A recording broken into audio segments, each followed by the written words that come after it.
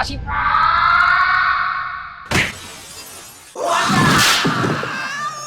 And this time, meron naman tayong bike check. And this bike check is from, again, from Bikeworkx Biñan.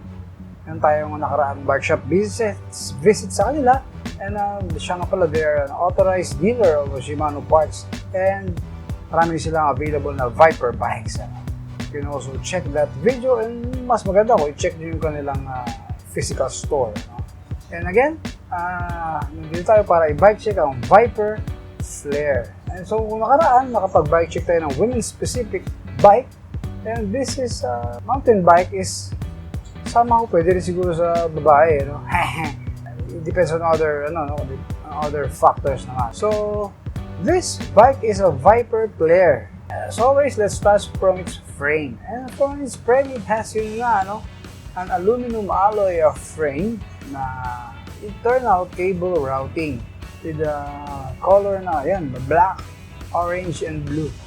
Siya nga pala yung tumatagiting na logo ni Viper, ganda. Simple lang.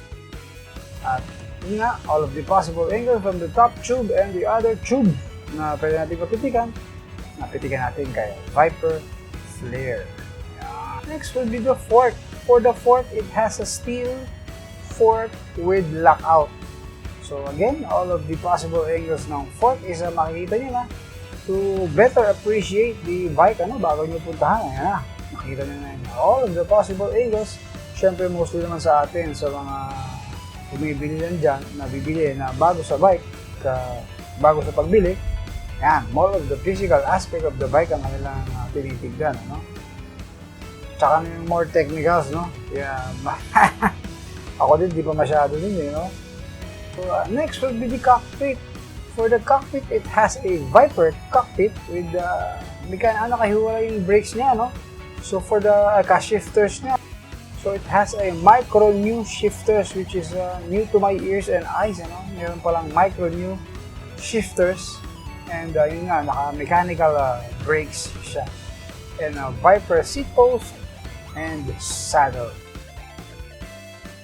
And would be the drivetrain. For the drivetrain, it has a 3x9 setup, Naka-Micronew din yung kanyang rear derailleur na yun nga, 3x9 setup. And next will be the tires. For the tires, ayan, kita nyo yung tread ng tires, At ang size ng tires ay, ano nga ba yun? For the tires, it has a CST Jet na 27.5 by 1.95. Ayan, so yun yung kanyang tires. And next will be the rotors and the calipers. For the rotors and the calipers, it has 160mm of rotor front and rear, and a Tongli mechanical caliper and 160mm of rotor. And lastly, yung kanyang hubs. Na hubs ay Whuan. So, yun yung kanyang hubs. So, again, that's all the possible angles na makikita nyo sa ating Viper Flare. So, for other inquiries na hindi ko nabanggit and other parts na siya nga pala, they're authorized Shimano dealers, you can contact Bikeworkx Biñan. At saka nga pala, with better gears comes more confidence. So, syempre, kapag mas maayos ang suot mo, mas maayos ang gamit mo, mas confident ka na gamitin yung gamit mo. So, kahit pa paano, ipon-ipon para sa mas magandang gamit, para mas maayos ang ating pagbibisikleta. Kung ano man yung inyong pag-ipunan man. Mga nagtiyatsaga, syempre mas masarap ang sinigang.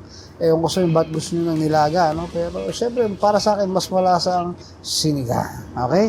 Again, this will be all for now, mga kasipa, and I hope to see you on the next video. Bye!